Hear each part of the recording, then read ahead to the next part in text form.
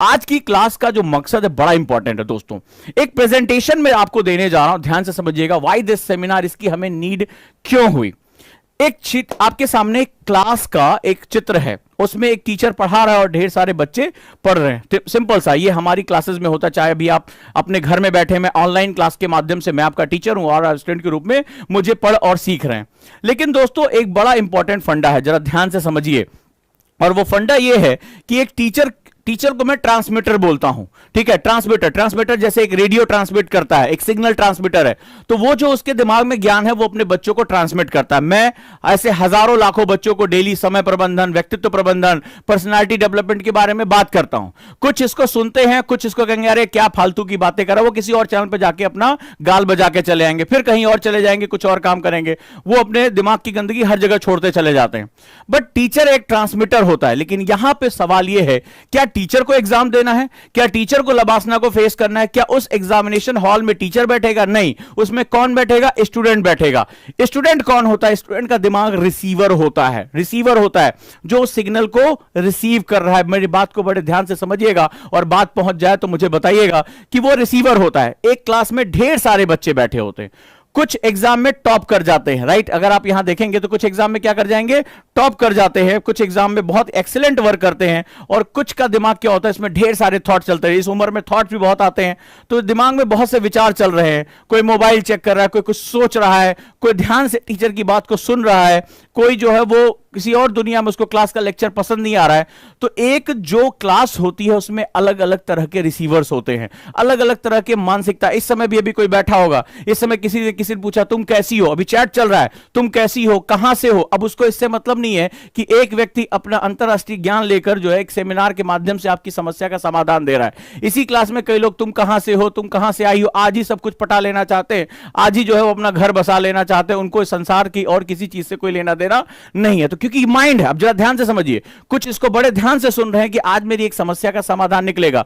थोड़ी देर बाद क्लास खत्म होगी, मेरे बच्चे कई ढेर सारे मुझे व्हाट्सएप भेज देंगे, सर ये रही क्लास के नोट्स, ये रहा आपका आउटपुट। क्लियर है? तो ऐसे बहुत से अलग अलग दिमाग होते हैं।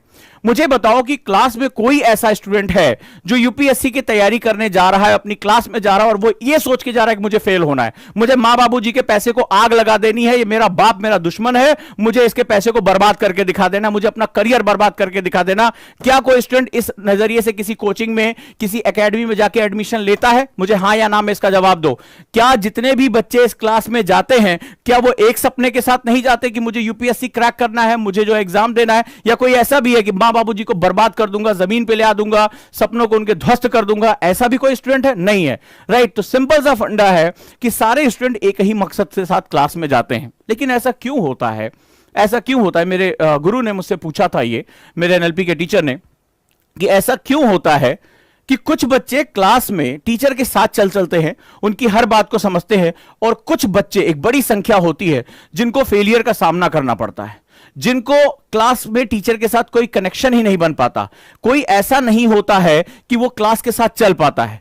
तो ऐसा क्यों होता है? ये आपकी क्लास में भी हुआ होगा, जब आप 10th में थे, 8th में थे, 12th में थे, कभी भी आप रहे हो, तो क्या ऐसा आपको सामना करना पड़ा कि एक टीचर जो सबको बराबर ज्ञान दे रहा है, जो सबके लिए बराबर बोल रहा है, मैं यहां खड़ा होकर जो है वो सबके लिए बराबर बात कर रहा हूं, लेकिन कुछ तक बात पहुंच रही है और कुछ तक बात नहीं पहुंच रही है, कुछ का दिमाग अपने टीचर पर फोकस है, कुछ का दिमाग किसी और दुनिया में है। ऐसा क्यों होता है? और हम ये दोष देते हैं कि कोचिंग बेकार है, टीचर बेकार है। लेकिन आप मत कहिएगा, एक रेडियो अगर आप चलाते हैं, एक रेडियो अगर आप चलाते हैं और उसमें लता मंगेशकर का गाना आ रहा है, और लता मंगेशकर का गाना आपके रेडियो पे अच्छा नहीं आ रहा, तो आप ये नहीं कह सकते आज लता मंगेशकर ठीक नहीं गा रही हैं, आज किशोर कुमार मूड में नहीं है गाने के। ठीक है, सेम वही गाना जो है वो जिंदगी का सफर है, कैसा सफर मान लीजिए गाना चल रहा है, और आज आपके रेडियो में जो है वो कुछ दिक्कत आ रही है, ट्यून नहीं है रेडियो आपका, तो आप ये नहीं कह सकते यार लता मंगेशकर को हुआ क्या है, जैसे जैसे उम्र बढ़ती जा रही है गा नहीं पा रही है। वो लीजेंडरी है, वो महान है। प्रॉब्लम लता मंगेशकर के गाने में नहीं, प्रॉब्लम आपके रिसीवर में है। मेरी बात को ध्यान समझिएगा, प्रॉब्लम आपके रेडियो में है। आपका रेडियो उनकी ट्यूनिंग के साथ मैच नहीं कर रहा है। यानी अगर स्टूडेंट और टीचर का ट्यून अप हो जाए, फ्रीक्वेंसी मैच कर जाए, ऑब्वियस सी बात है टीचर जो सिखा रहा है, जो सिखाने की कोशिश कर रहा है, वो उसके स्टूडेंट के दिमाग तक पहुंच जाए। हमारी शिक्षा पद्धति, हमारे एजुकेशन सिस्टम में इस बात को तो बहुत ज्यादा, टीचर को पहली बात हमारे यहां इस देश में, आधुनिक भारत में सम्मान नहीं है। हम वो भारत का हिस्सा नहीं है जहां पर गुरु को इतना महान माना जाता था कि राजा सिंहासन छोड़ देता था गुरु के प्रवेश करने पे, ऋषि के प्रवेश करने पे। हम उस भारत का हिस्सा नहीं है। हम उस भारत का हिस्सा है जहां टीचर टीचिंग को छोड़कर जनसंख्या के आंकड़े इकट्ठा करता है, सुई लगवाने जाता है, तमाम तरह के काम करता है, वो सब कुछ करता है, टीचिंग नहीं कर पाता। ठीक है, और ना उसको समाज में सम्मान प्राप्त है। समाज तो डॉक्टर इंजीनियर खोज रहा है, टीचर कोई नहीं खोज रहा है, शिक्षक कोई नहीं खोज रहा। और इतिहास गवाह TSR सुब्रमण्यम कैबिनेट सेक्रेटरी थे, जो है वो महान IAS ऑफिसर, उन्होंने लिखा था अपनी book the India turning point में कि भारत तभी तक सिरमौर था जब तक वो शिक्षा में टॉप पर था। जब नालंदा और तक्षशिला जैसे महान विश्वविद्यालय हुआ करते थे, तभी इंडिया दुनिया की सबसे बड़ी इकोनॉमिक पावर भी हुआ करता था। जैसे जैसे हमारी एजुकेशन सिस्टम डाउन हुई, वैसे वैसे इंडिया की इकोनॉमिक ग्रोथ, सोशल ग्रोथ, ये सब डाउन होनी शुरू हो गई। और आप इस आंकड़ों को अपनी किताबों में जाकर पढ़ सकते हैं और इस तथ्य को प्रूव भी कर सकते हैं।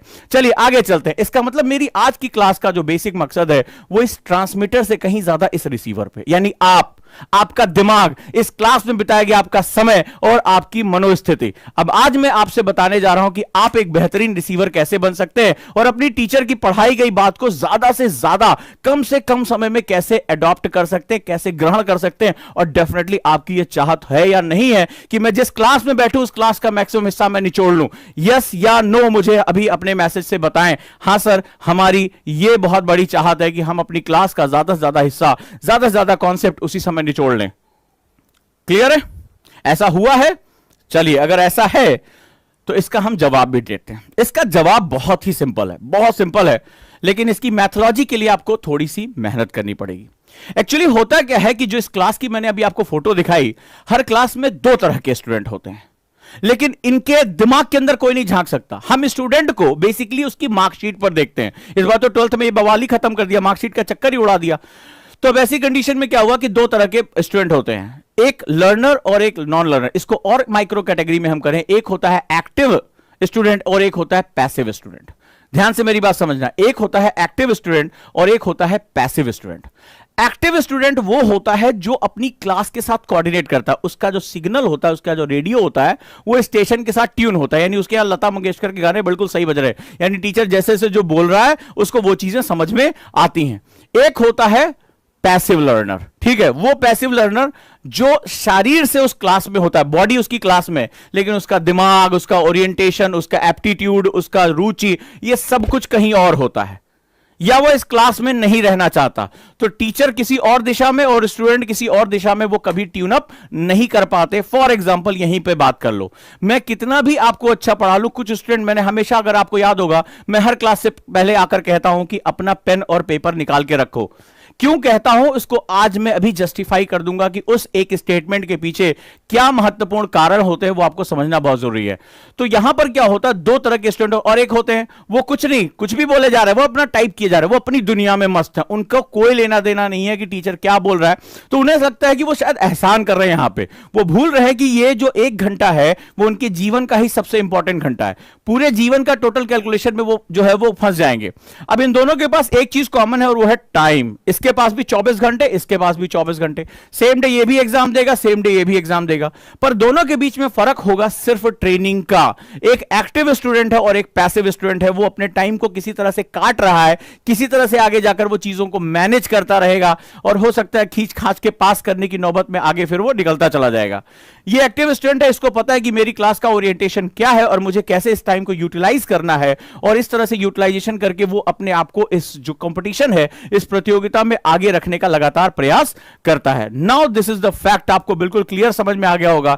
अब आप मुझे बताइए आप किस कैटेगरी में जाना पसंद करेंगे, एक्टिव स्टूडेंट या पैसिव स्टूडेंट? यानी पैसिव लर्निंग करने वाला, समय बीत जाने के बाद जो है वो जाकर कहानियां सुनाना चाहे में, अरे हम भी जो है 4 बार यूपीएससी प्री दिया, इसमें कुछ नहीं होता है, सब यूपीएससी बेकार है, ये भेदभाव करने वाली संस्था है, हमको बर्बाद कर देगा, इस तरह के जो है बवाल काटने वाले आप बनना चाहते हैं? या इस एग्जाम को देकर आगे चलकर राष्ट्र की सेवा, एग्जाम आपके लिए बड़ा नहीं होगा, इस राष्ट्र में जो सर्विसेज आपको देनी है, इस नेशन के लिए आपको जो बात करनी है, वो बड़ा इंपॉर्टेंट। तो यहां पर बहुत महत्वपूर्ण है कि आप किस कैटेगरी में आना चाहेंगे, एक्टिव या पैसिव। निर्णय आप लेंगे, निर्णय आप लेंगे। महान विद्वान ने कहा है कि हम कौन हैं, हमारा जीवन क्या होता है, तो वो कहते हैं कि हर क्षण लिए जाने वाला निर्णय ही हमारा जीवन है। हम जो डिसीजंस हर समय लेते हैं, हमारा जीवन उसी का रिजल्ट है, उसी की परिणति है। अगर हम फेलियर है तो डिसीजन फेल होने का हमने लिया था, हम मजे काट रहे थे, हम वेब सीरीज देख रहे थे, हम सो रहे थे। हम अगर सक्सेसफुल होते हैं तो हमने छोटे छोटे डिसीजंस लिए थे, इसी वजह से हम सक्सेस हुए। हमने ज्यादा देर पढ़ाई की, हम जल्दी उठे, हम ज्यादा डिसिप्लिन रहे। तो हम कौन हैं, लिख लेना इसको। हमारे जीवन का जो भी रिजल्ट होगा वो हमारी छोटे छोटे डिसीजंस का ही आउटपुट होता है, और ये डिसीजन हर पल लिए जाते हैं। क्लियर है दोस्तों? तो आज आप तय करिए, आप एक्टिव लर्नर बनना चाहेंगे या पैसिव लर्निंग। पर सवाल है कैसे बनेंगे, क्या जिम जाना होगा, क्या जो है वो बॉडी बनानी होगी, रनिंग करनी होगी? नहीं, it's all about training and non training, बस इतना ही फर्क है। अगर आपको प्रशिक्षित कर दिया जाए, आपको तरीके बता दिए जाए, तो डेफिनेटली आप भी एक्टिव स्टडी स्टूडेंट्स में कन्वर्ट हो सकते हैं। Let's start it. हम लोग जो है वो शुरू करते हैं। राइट, इस शुरुआत में मैंने आपको एक सेंस ऑफ अर्जेंसी के बारे में बताया था। याद है वीडियो? आप लोगों ने बहुत लाइक किया था, बहुत पसंद किया था उसको। सेंस ऑफ अर्जेंसी बताया था कि जब भी पढ़ने बैठें, उस आज के दिन को यह मत सोचिए कि मुझे 2 साल बाद एग्जाम देना है, 3 साल बाद एग्जाम मुझे देना है। नहीं, आज ही मेरे लिए सब कुछ है। आज को जिसने जस्टिफाई कर लिया, वो अपने कल को जस्टिफाई करेगा, हफ्ते को जस्टिफाई करेगा, अपने महीने को जस्टिफाई करेगा, और अपने ईयर को जस्टिफाई कर पाएगा। हम में से ज्यादातर लोग उधर की तरफ देखते हैं, घास बड़ी हरी, अरे अभी 2 साल है सर, इतना प्रेशर क्यों दे रहे हो, इतना ज्यादा क्यों पढ़ा रहे हो, अभी 2 साल है सर। ठीक है, तो वो वाला स्टूडेंट वैसे भी उसका 2 साल ऐसे ही निकल जाता है। ठीक है, तो यहां पर मैंने आपको सेंस ऑफ अर्जेंसी दिखाई। अब मैं आज आपको और मजेदार चीज बनाने जा रहा हूं। 1 घंटा, 1 क्लास, 1 लेक्चर, आधा घंटा अपना बेस्ट कैसे निकाल सकते हैं, आप कैसे न्यूज़पेपर को पलटते जाएंगे और आपकी इंफॉर्मेशन आपके दिमाग में आ जाएगी। मैं कोई न्यूज़पेपर की नोट्स नहीं बनाता, लेकिन मेरी क्लास में जितने बच्चे होंगे अगर इस मंच पर है, वो जानते हैं यार ये आदमी इतना हाईली अपडेटेड है कि आज सुबह की न्यूज आई, वो मुझे क्लास में ज्योग्राफी पढ़ा रहा हूं, धड़ाधड़ जोड़ता चला जाता है, इस पेज पर हेडलाइन, ये लाइन, वो लाइन। और आश्चर्यजनक है, मैं न्यूज़पेपर सिर्फ उतनी देर पढ़ पाता हूं जितनी देर में चाय पी रहा होता हूं। जितनी देर में चाय पी रहा हूं उतनी देर में न्यूज़पेपर मुझे पूरा का पूरा स्क्रीन हो जाता है कि कहां कौन सी न्यूज। और सभी बच्चे जानते हैं कि क्लास में उसको मैं रेफर करता हूं। और अब तो मैंने स्टैटोडायनामिक की क्लास अपने दूसरे चैनल पे शुरू कर दी है, जीएस-एनसीईआरटी पे, और उसके पीछे सबसे बड़ा लॉजिक यही है।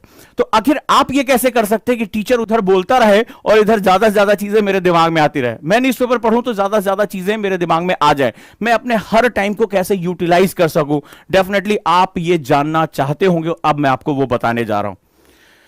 Right, so how to become active student. Active student बनने का तरीका क्या हो सकता है, यह बड़ा इंपॉर्टेंट है। लेकिन इस जैसा मेरी हमेशा से आदत रही, मैं बहुत बेसिक चीजें आपको बताता हूं। लॉजिक, तो ये कॉन्सेप्ट कुछ और नहीं है, ये मछली पकड़ने का कॉन्सेप्ट है। राइट, मछली पकड़ने का। तो मछली पकड़ना यानी फिशिंग जो होती है, कैसे की जाती है, आप जरा ध्यान समझिए। ठीक है, फिशिंग करने के पीछे अगर मछली पकड़नी है तो ऐसा तो नहीं होगा तुम ऐसे एक डंडा लेकर जाओ, फेविक्विक का ऐड आता था तो उसमें ऐसे पानी में डालोगे और मछली आ जाएगी। नहीं, आपको कांटा और चारा लगाना पड़ेगा। राइट, कांटा लगेगा जरूर, तो यहां पर आपको एक हुक रखना पड़ेगा, उसमें चारा जो है वो लगाना पड़ेगा, और थोड़ा देर बाद, आप थोड़े प्रयास के बाद आपकी मछली जो है वो पकड़कर आ जाएगी। क्लियर है? एक्चुअली में हमारे माइंड में भी हुकिंग होती है, हमारे माइंड में भी इंफॉर्मेशन कभी भी एब्सोल्यूट नहीं आ सकती है। फॉर एग्जांपल मैं करूं, मुझे ये टी शर्ट टांगनी है, याद रखिएगा, मुझे टी शर्ट टांगनी है। मैंने कहा बेटा मैं ऐसे हवा में टांग सकता हूं, तो तुम मेरे ऊपर हंसोगे, बोले सर आप टीचर हैं, आप इतना कुछ पढ़ाते हैं सिविल सर्विसेज को, आपको ये बेसिक नहीं पता कि मुझे ये टी शर्ट टांगने के लिए एक हुक की जरूरत पड़ेगी। ये तो आप बेसिक बता जाओगे, इसमें पढ़ने लिखे की जरूरत नहीं, रिक्शे वाले पकड़ो वो भी बता देगा आपको। तो मेरा क्वेश्चन यही है, एनएलपी यानी न्यूरो लिंग्विस्टिक प्रोग्रामिंग कहती है, जिसका मैं एक्सपर्ट हूं, वो ये कहती है कि कोई भी इंफॉर्मेशन दिमाग में ऐसे बिना हुक के नहीं टंगेगी। If you prepare your hooks, ध्यान रखना, अगर कांटे को तुमने ढंग से तैयार कर लिया, मछली तो फंसेगी। मछली मतलब क्लास में टीचर की पढ़ाई गई इंफॉर्मेशन, न्यूज़पेपर में छपा हुआ एडिटोरियल, उसकी इंपॉर्टेंट न्यूज, कोई डॉक्यूमेंट। अब मुझे वो मछली फंसानी है, मछली मतलब आउटपुट, लेकिन फंसाने के लिए जो कांटा है उसको आपको तैयार करना पड़ेगा। डन है? मेरी बात क्लियर पहुंच गई? अब वो कांटा क्या है ये हम समझते हैं। आप जो है अगले 30 दिनों तक उसको फॉलो करते हैं, आप देखेंगे आपके पढ़ने का, न्यूज़पेपर पढ़ने का, क्लास में जाने का तरीका हमेशा के लिए बदल जाएगा। लेकिन अगले 30 दिनों तक वो फॉलो करना पड़ेगा। करेंगे तो मैं आपको बताऊं कि ये कांटा कहां से तैयार होगा और मछली कैसे फंसनी है। चलिए आपको अपनी वो ट्रिक बताता हूं जिससे मुझे सबसे ज्यादा बेनिफिट होता है। सो चलिए आज हम बात करते हैं कुछ इंपॉर्टेंट फंडे पे। How to think like successful student.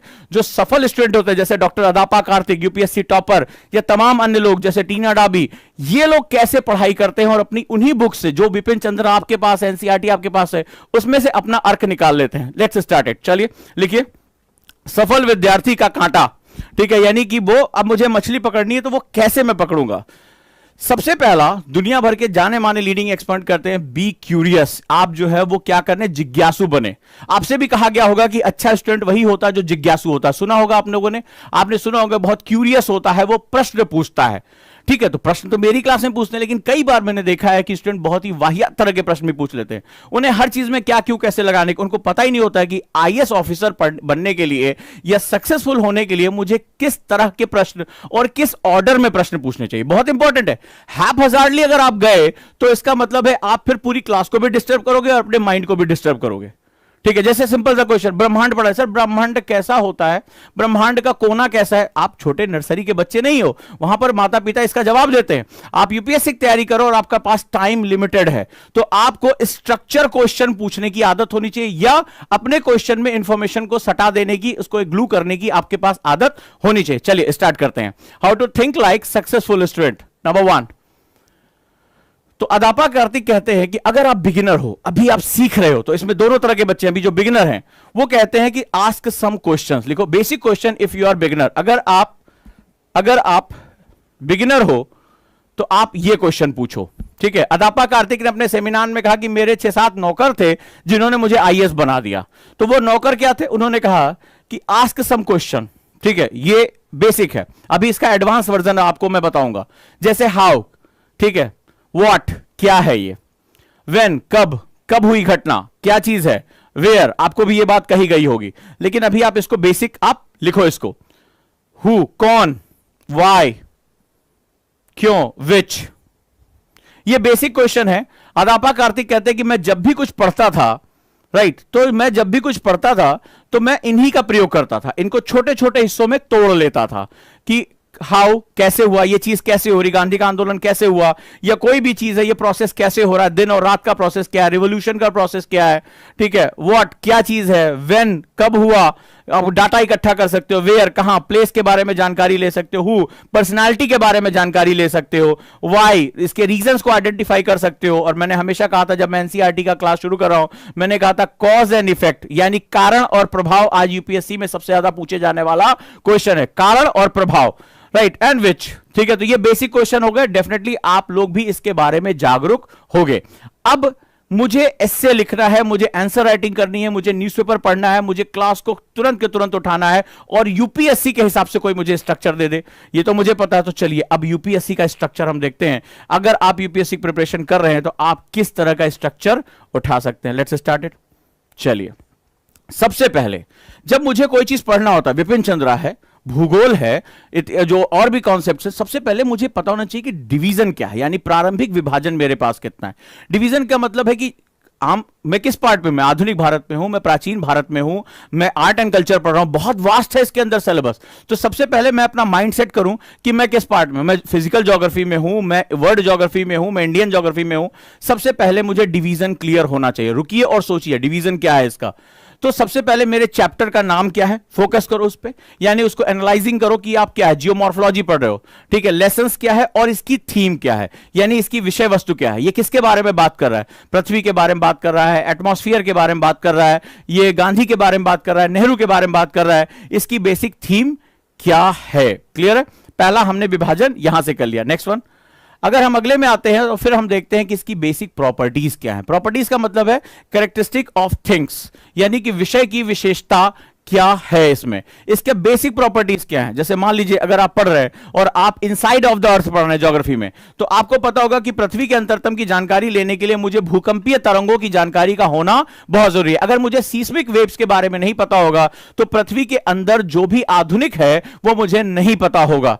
तो मुझे उनकी प्रॉपर्टीज या उनकी कैरेक्टरिस्टिक के बारे में पता होना चाहिए। अगर आप आज प्री में पेपर उठा के देखेंगे तो कैरेक्टरिस्टिक पे इतने ढेर सारे क्वेश्चन है कि आप उसमें पाएंगे कि आप बहुत कुछ अच्छा इसमें कर सकते हैं। नेक्स्ट हम आ जाते हैं और अब हम यहां समझते हैं नेक्स्ट वन।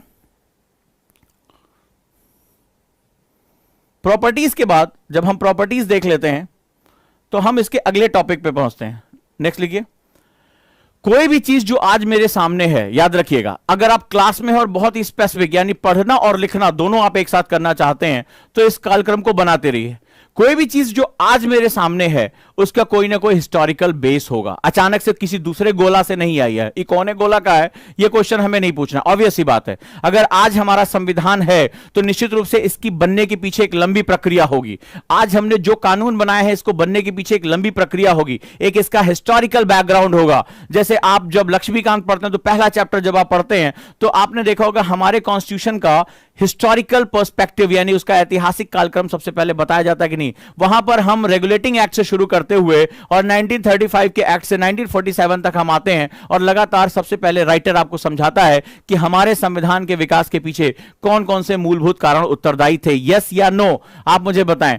तो यहां पर हम सबसे तीसरा जो चीज देखेंगे वो हिस्टोरिकल हम जो है वो सीक्वेंस देखेंगे, क्रॉनिकोलॉजिकल सीक्वेंस ऑफ द थिंग, यानी कि जो चीज आज मैं पढ़ रहा हूं क्वेश्चन पूछो इसका विकास कैसे हुआ, ये कैसे डेवलप हुई। तो यानी इसका ओरिजिन और इसका डेवलपमेंट यानी इसका उद्भव और इसका विकास, ये दो पॉइंट डेफिनेटली आप अपने साथ मर्ज करके चलेंगे और आप समझेंगे कि इसका ऐतिहासिक कालक्रम क्या है। अब इसके बाद अगला क्वेश्चन क्या पूछेंगे, मैं क्या कह रहा हूं, सबसे पहले आपने डिवीजन किया, प्रॉपर्टीज देखी और उसका जो हिस्टोरिकल कालक्रम, कुछ भी पढ़ रहे हैं एक एडिटोरियल पढ़ेंगे तो उसमें आप कुछ भी देखेंगे आखिर ये जो कालक्रम है इसका ये बेसिक कैसा है। नेक्स्ट वन आ जाइए।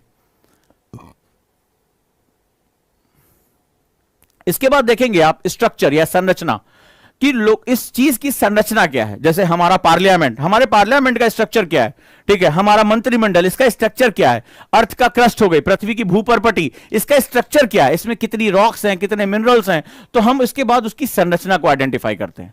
कोई राजनीतिक दल है तो इसकी संरचना क्या है, तो इसका स्ट्रक्चर क्या है इस राजनीतिक दल का। आप चाहे वो राष्ट्रीय दल पढ़े क्षेत्रीय दल पढ़े तो आप अलग अलग सब्जेक्ट्स में आप इसको क्या कर सकते हैं, ऑर्गेनाइज कर सकते हैं। जैसे मान लीजिए एग्जाम में क्वेश्चन आया था प्री में 1907 में, आपने देखा कि सूरत विभाजन में नरम दल और गरम दल अलग हो गए थे।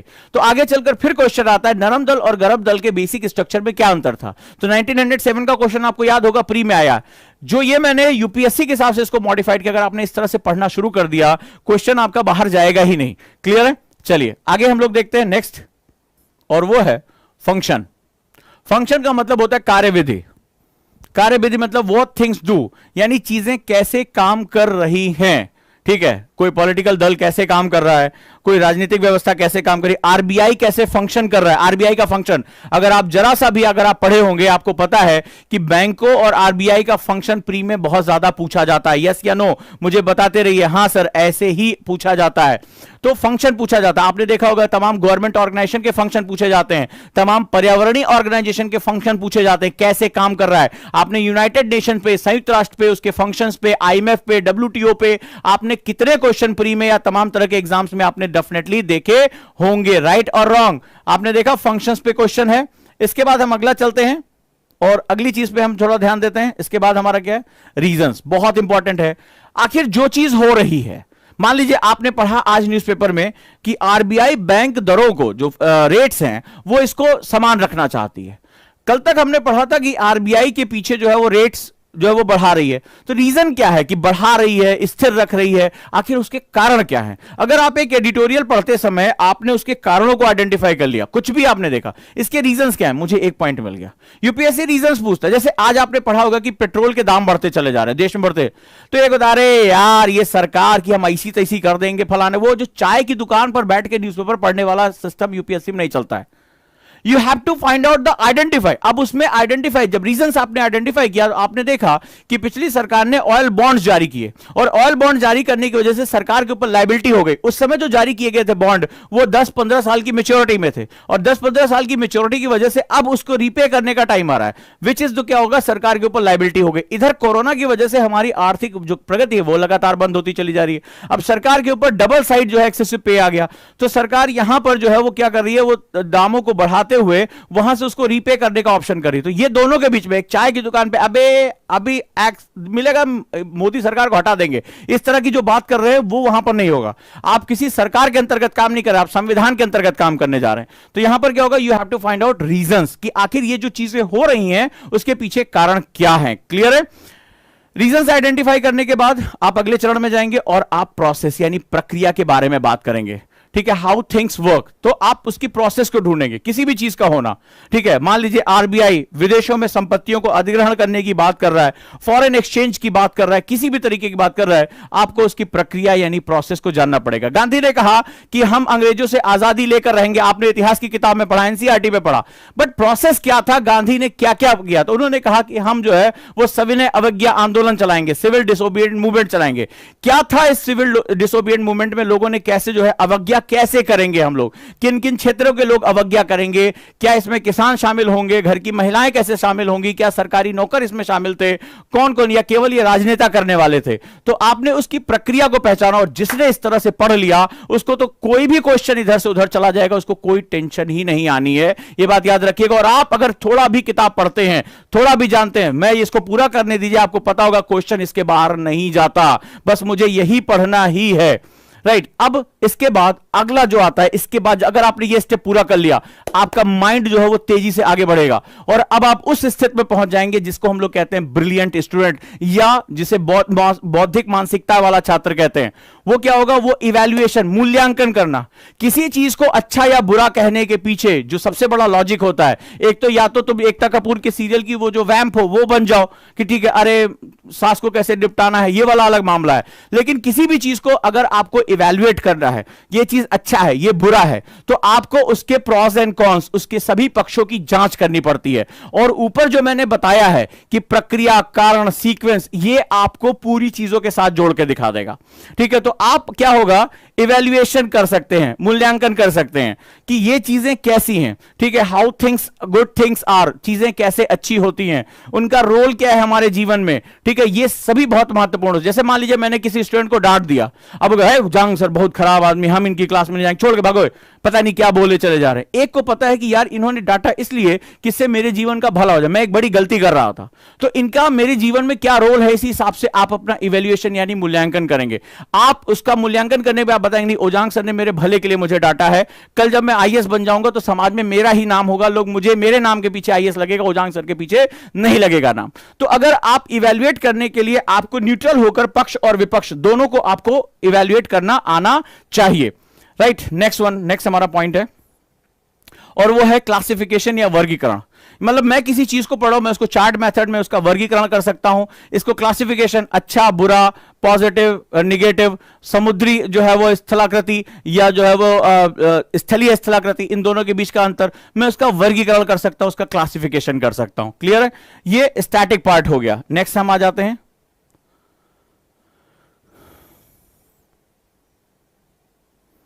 परिभाषा।